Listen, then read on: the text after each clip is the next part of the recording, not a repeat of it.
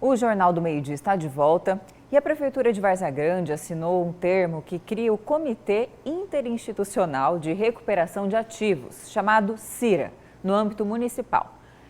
Várzea Grande é a primeira cidade do Brasil a implantar esse sistema localmente com foco direto no combate à sonegação fiscal e aos crimes contra a administração pública. E é para falar sobre esses outros assuntos que está aqui no estúdio do Jornal do Meio-Dia o Procurador-Geral de Várzea Grande, Maurício Magalhães Neto. Boa tarde, procurador, e seja bem-vindo aqui ao Jornal do Meio-Dia. Boa tarde, Lúcio. Boa tarde, Camila. Obrigado uma vez mais pelo espaço. Procurador, o foco aqui é o que? É IPTU ou ISS? Bom, Lúcio, o foco do Comitê Interinstitucional de Recuperação de Ativos, primeiro que é uma força-tarefa, na verdade, uma conjunção de esforços aí entre o município, o Ministério Público, Secretaria de Estado de Segurança Pública através da Polícia Civil, e o foco é a gente combater aquela sonegação que de fato é tipificada como crime. Sonegação lá em Várzea Grande é muito grande? Bastante. A sonegação é um problema nacional, eu diria, que é totalmente diferente da inadimplência. O nosso foco aqui não é cobrar ou bater muito forte naquele contribuinte que está passando por uma dificuldade momentânea, mas sim aquele, pessoa jurídica ou física, que usa de subterfúgios aí criminosos para lesar o erário e não recolher os seus impostos. E, procurador, o foco então é o ISS. Fazendo um comparativo, recentemente na capital houve, alguns dizem que aumentou-se, outros dizem que retirou-se a isenção desse imposto. E lá em Várzea Grande, como está essa questão?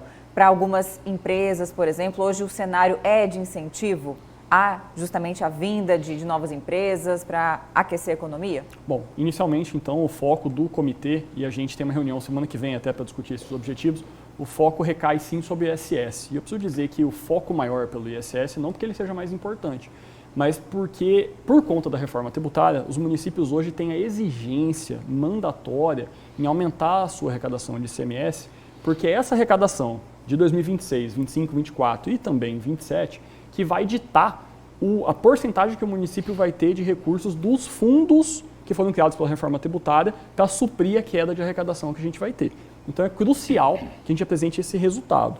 E é fato que o município de Várzea Grande tem dificuldade sim com o ISS e a gente vai se debruçar aí para conseguir atingir esse objetivo de incrementar a arrecadação. E, Camila, um ponto importante, o nosso foco aqui é trabalhar a sonegação, aquela conduta criminosa. Essa conduta criminosa é que impede de um concorrente, eventualmente, do empresário que usa desse subterfúgio, de entregar um preço melhor.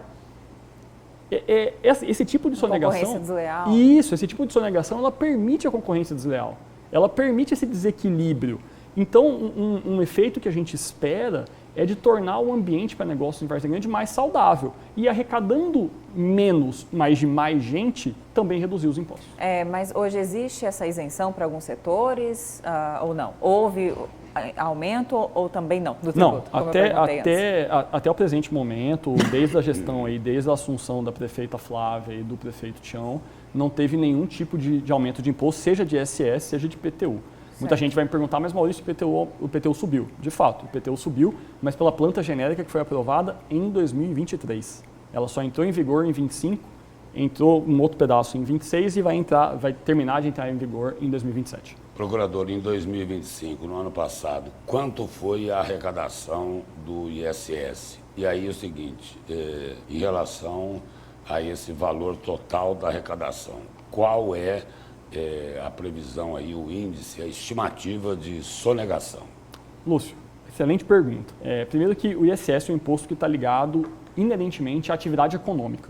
Ele depende, no caso do serviço, da emissão da nota fiscal. Por isso um prestador de serviço. Perfeito. Por isso que, inclusive, é importante. As pessoas têm que pedir a nota fiscal.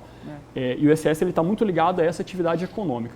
Em 2025, a gente arrecadou, em matéria de ISS, pouco mais de 400 milhões de reais, que é bastante coisa. Agora, você medir a inadimplência disso é muito complicado, porque é o tipo de tributo que depende da emissão. Eu preciso rastrear essa transação e com a emissão da nota é que o contribuinte vai fazer o recolhimento. Mas com certeza a gente estima e tem uma base de dados de uma inadimplência bastante grande, até porque, e eu preciso dizer, inadimplência é diferente de sonegação. O que a gente está buscando aqui é aquele contribuinte que usa de práticas criminosas.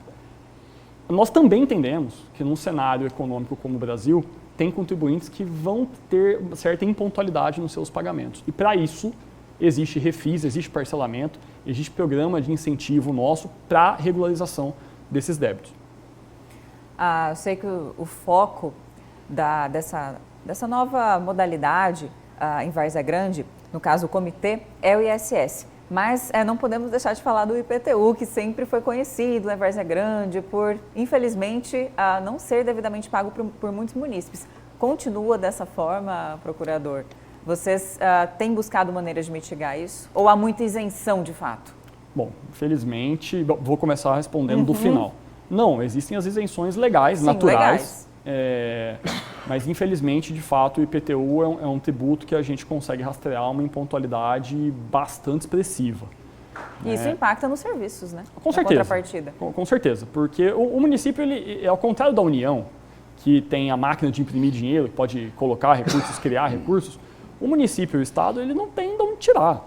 O município, e vai ficar cada vez pior com a reforma? Com certeza, com certeza. O papel dos municípios ele fica cada vez mais relegado à rebarba do imposto ali. Enfim, e o IPTU realmente a gente sofre bastante, entende também que o município precisa, é fundamental, de um procedimento de regularização fundiária muito intenso.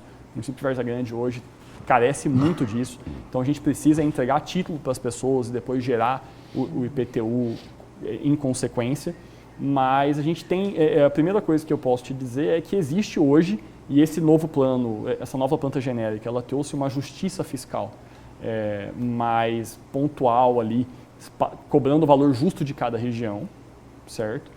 O contribuinte que discordar do valor que está lançado, ele tem um requerimento administrativo para rever esse cálculo, e o município de Várzea Grande trabalha com parcelamentos frequentes. A gente não tem um refis fixo. Então hoje o IPTU, a campanha do IPTU, ela vai ser lançada, acho que foi lançada ontem ou esse mês, tem descontos muito intensivos, e você também que está impontual com os anos anteriores, a gente também tem parcelamento para impontualidade. Agora, procurador, tanto no IPTU como no ISS, para cobrar mais imposto, para arrecadar mais, para combater a sonegação, precisa de algo que atende pelo nome de cadastro municipal. E lá, hein? Está em dia? Olha, Lúcio, o que eu escuto, convivo e aprendo com todos os colegas que eu converso, me parece que esse é um problema generalizado, né? O cadastro ele é algo dinâmico hoje, e me parece que se você não consegue investir no cadastro, você falha muito, né? Porque sem o cadastro, você dificilmente consegue chegar no contribuinte. Perfeito. E o cadastro, eu vou até um pouco mais longe. Em matéria de imobiliário, você tem que atrelar o contribuinte àquele imóvel, né? Porque o contribuinte ainda é a pessoa, né? Física ou jurídica. Então, não é um trabalho tão simples. Agora, posso dizer que a gente tem intensificado muito esse trabalho, tanto no enriquecimento da base da gestão fazendária, que aí é realmente cruzamento de dados, quanto na regularização fundiária. A regulação fundiária ela tem um efeito muito positivo no município, seja tributário, seja econômico, mas em especial de cidadania, né? Porque a pessoa pode passar realmente a dispor da propriedade daquele bem que ela construiu. Então a gente está intensificando muito, inclusive acho que já foi publicada uma concorrência pública para regularização de 8 mil lotes. E, procurador, só para a gente esclarecer a questão do tema principal da entrevista, como que vai funcionar? Quais são os mecanismos que serão utilizados para combater essa sonegação por parte do comitê? Perfeito, Camila. Como funciona, né? Eu preciso dizer que o comitê ele é uma iniciativa originalmente tomada pelo Estado de Mato Grosso, né? Ontem, aliás, foi, salvo engano, a eleição da presidência do comitê estadual, que vai ser presidido aí acho que no próximo biênio pelo Dr. Rodrigo Fonseca Costa, que é Procurador-Geral de Justiça.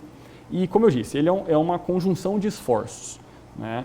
Cabe a nós do município, aos nossos auditores fiscais, ao vislumbrar alguma possibilidade de configuração de crime naquele ato tributário, no ato de sonegação, que seja, enfim, naquela impontualidade, eles vão reportar isso via uma representação fiscal para fins penais para o Ministério Público, lá em Várzea Grande mesmo. A primeira promotoria criminal, se não me engano, a doutora Ana Luísa, uma parceira nossa disso, O nosso CIDA vai ser presidido e coordenado pela doutora Tayana, que é promotora de justiça do patrimônio público lá em Várzea Grande. 2 pessoas que compraram essa briga conosco e nos colocaram nessa situação. A gente vai fazer essa representação e aí junto do Ministério Público, auditores fiscais e da Polícia Civil, através da delegacia correspondente, se ficar evidenciado que existe algum tipo de crime ali, vai ser aberto um inquérito policial e vai tramitar dessa forma. Agora, não vai precisar de fiscalização externa por parte da Prefeitura para fazer isso? Lúcio, é fundamental. E aí eu preciso enaltecer aqui o trabalho dos nossos auditores fiscais, que foi inclusive um trabalho pretérito deles, que gerou esse desejo e necessidade do Ministério Público e da Polícia comprarem esse esforço conosco. Então é fundamental e esse trabalho vai ser intensificado. Procurador, obrigado pela presença e pelas informações aqui no Jornal do Meio-Dia. Obrigado a vocês. Obrigada, uma boa tarde.